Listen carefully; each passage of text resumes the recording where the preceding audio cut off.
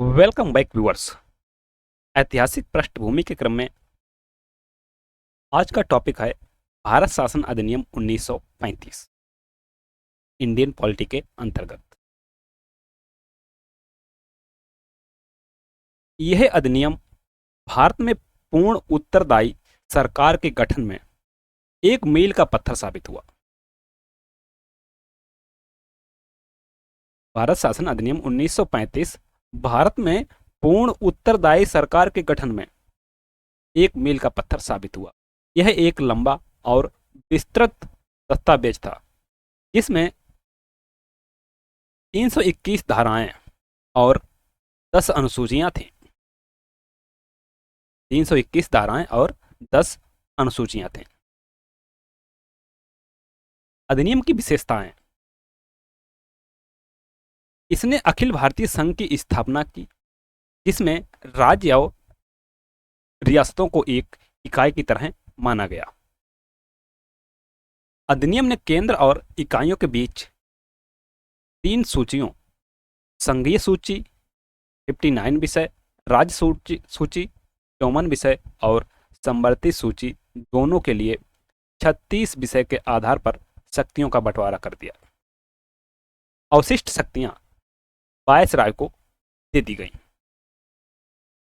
तो यहां से एक प्रश्न बच सकता है कि भारत शासन अधिनियम 1935 में अवशिष्ट शक्तियां किसको दी गई थी? That is viceroy. हालांकि यह संघीय व्यवस्था कभी अस्तित्व में नहीं आई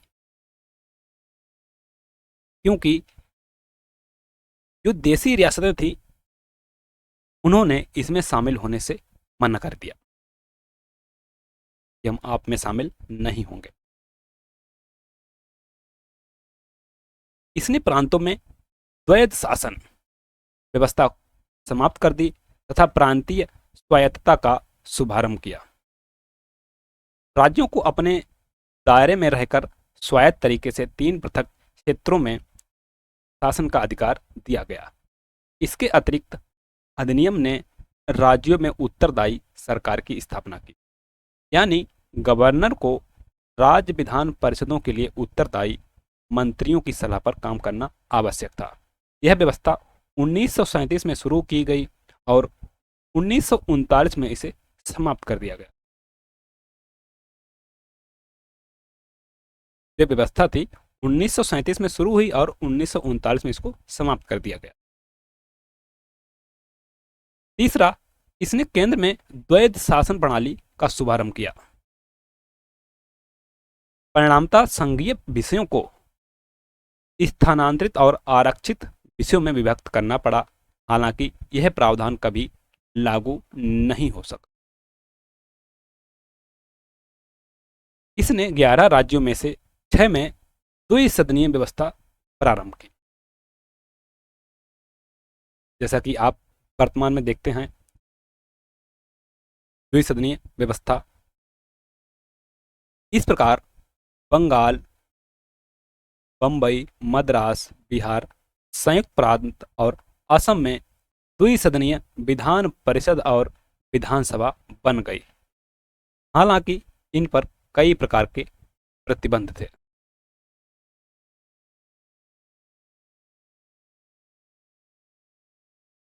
इसने दलित जातियों, महिलाओं और मजदूर वर्ग के लिए अलग से निर्वाचन की व्यवस्था कर सांप्रदायिक प्रतिनिधित्व व्यवस्था का विस्तार किया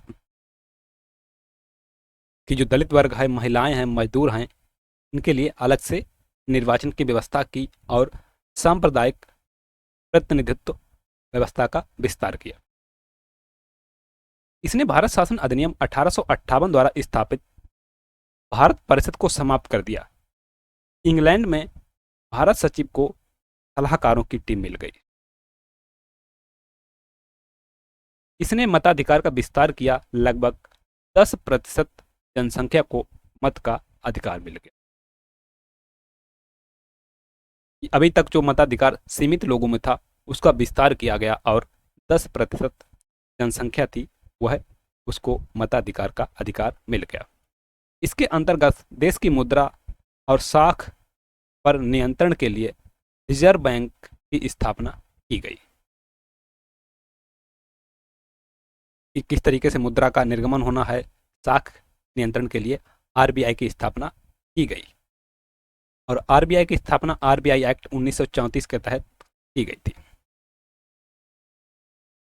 नौवां है, इसमें न केवल संघीय लोक सेवा आयोग की स्थापना की, बल्कि प्रांतीय सेवा आयोग और दो से अधिक राज्यों के लिए संयुक्त लोक सेवा आयोग की स्थापना भी की। जैसा कि वर्तमान में आप देखते हैं कि जो लोक सेवा का प्रावधान है वह भारत शासन अधिनियम 1935 से लिया गया है, ऐसा प्रश्न बनता है। और राज्यों के लिए लोक सेवा आयोग, संयुक्त लोक सेवा आयोग, ये सारे प्रावधान भारत शासन अधिनियम 1935 से लिए गए हैं। क्योंकि हमारा जो संविधान है इसका अधिकतम भाग जो है वह है भारत शासन अधिनियम 1935 से दिया गया है। इसमें कुछ प्रावधानों को ज्यों का त्यों तथा कुछ फेरबदल के साथ शामिल किया गया है। भारतीय स्वतंत्रता अधिनियम 1947। 20 फरवरी 1947 को ब्रिटिश प्रधानमंत्री क्लीमेंट एटली ने घोषणा की कि 30 जून 1947 को भारत में ब्रिटिश शासन समाप्त हो जाएगा। 30 जून 1947 को। इसके बाद सत्ता उत्तरदायी भारतीय हाथों में सौंप दी जाएगी। जो उत्तरदायी लोग हैं, महत्वपूर्ण लोग हैं, उनके हाथों में सौंप दी जाएगी। इस घोषणा पर मुस्लिम लीग ने आंदोलन किया और भारत के विभाजन की बात कही। जो मुस्लिम लीग था इसने आंदोलन कर दिया और भारत के विभाजन की बात कही। 3 जून 1947 को ब्रिटिश सरकार ने स्पष्ट किया कि 1946 में गठित संविधान सभा द्वारा बनाया गया संविधान उन क्षेत्रों में लागू नहीं होगा जो इसे स्वीकार नहीं करेंगे। उसी दिन 3 जून 1947 को वायसराय लॉर्ड माउंटबेटन ने विभाजन की योजना पेश की, जिसे माउंटबेटन योजना कहा गया। इस योजना को कांग्रेस और मुस्लिम लीग ने स्वीकार कर लिया। इस प्रकार भारतीय स्वतंत्रता अधिनियम 1947 बनाकर उसे लागू कर दिया गया। अधिनियम की विशेषताएं। पहली, इसने भारत में ब्रिटिश राज समाप्त कर 15 अगस्त 1947 को इसे स्वतंत्र और संप्रभु राष्ट्र घोषित कर दिया गया। संप्रभु अर्थात एक ऐसा राष्ट्र जो अपने फैसले बिना किसी बाहरी शक्ति के दबाव में ले सके और अपने कार्य को कर सके। दूसरा, इसने भारत का विभाजन कर 2 स्वतंत्र डोमिनियनों, संप्रभु राष्ट्र भारत और पाकिस्तान का सृजन किया, जिन्हें ब्रिटिश राष्ट्रमंडल से अलग होने की स्वतंत्रता थी। तीसरा, इसने वायसराय का पद समाप्त कर दिया और इसके स्थान पर दोनों डोमिनियन राज्यों में गवर्नर जनरल का पद सृजन किया गया। इसकी नियुक्ति नए राष्ट्र की कैबिनेट की सिफारिश पर ब्रिटेन के ताज को करनी थी। इन पर ब्रिटेन की सरकार का कोई नियंत्रण नहीं होना था।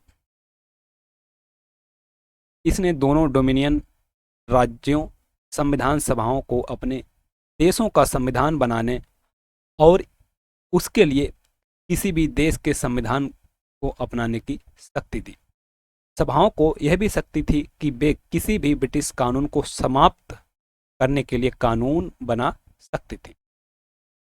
यहां तक कि उन्हें स्वतंत्रता अधिनियम को निरस्त करने का अधिकार था। 5वां, इसने दोनों डोमिनियन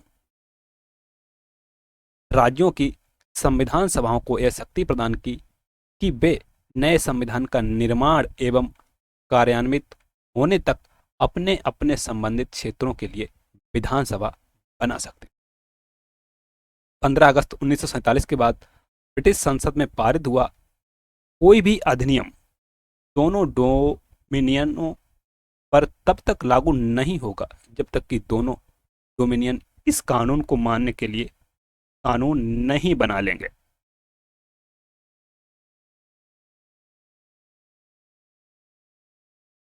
इस कानून ने ब्रिटेन में भारत सचिव का पद समाप्त कर दिया।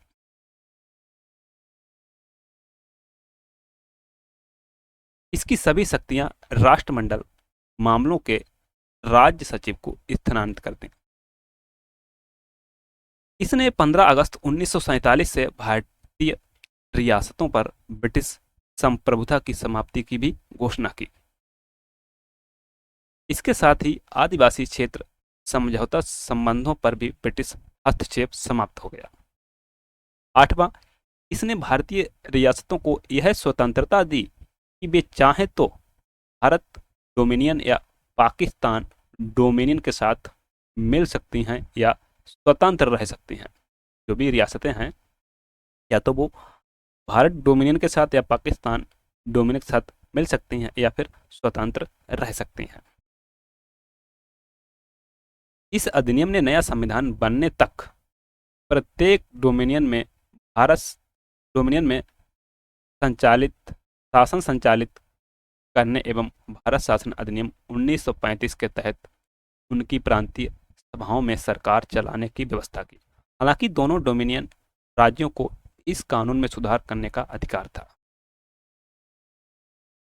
इसने ब्रिटिश शासक को विधेयकों पर मताधिकार और उन्हें स्वीकृत करने के अधिकार से वंचित कर दिया, लेकिन ब्रिटिश शासक के नाम पर गवर्नर जनरल को किसी भी विधेयक को स्वीकार करने का अधिकार प्राप्त था। इसके अंतर्गत भारत के गवर्नर जनरल एवं प्रांतीय गवर्नरों को राज्यों का संवैधानिक प्रमुख नियुक्त किया गया। इन्हें सभी मामलों पर राज्यों की मंत्रिपरिषद के साथ परामर्श पर कार्य करना होता था। इसने शाही उपाधि से भारत का सम्राट शब्द समाप्त कर दिया। शाही उपाधि से भारत का सम्राट शब्द समाप्त कर दिया। इसने भारत के राज्य सचिव द्वारा सिविल सेवा में नियुक्तियां करने और पदों में आरक्षण की प्रणाली समाप्त कर दी। 15 अगस्त 1947 से पूर्व सिविल सेवा कर्मचारियों को वही सुविधाएं मिलती रहीं जो उन्हें जैसे प्राप्त थी। 14-15 अगस्त 1947 की मध्य रात्रि को भारत में ब्रिटिश शासन का अंत हो गया और समस्त शक्तियां दो नए स्वतंत्र डोमिनियनों भारत और पाकिस्तान को स्थानांतरित कर दी गई। दोनों अपने अपने अनुसार शासन चलाएंगे। लॉर्ड माउंटबेटन नए डोमिनियन भारत के प्रथम गवर्नर जनरल बने। उन्होंने जवाहरलाल नेहरू को भारत के पहले प्रधानमंत्री के रूप में शपथ दिलाई। 1946 में बनी संविधान सभा को स्वतंत्र भारतीय डोमिनियन की संसद के रूप में स्वीकार कर लिया गया। जो संविधान सभा बनी थी 1946 में, उसे स्वतंत्र भारतीय डोमिनियन की संसद के रूप में स्वीकार कर लिया। इसके लिए चुनाव नहीं हुए थे। जो संसद थी, इसके लिए चुनाव नहीं हुए थे। जो संविधान सभा थी, उसको एजिट संसद के रूप में स्वीकार कर लिया गया।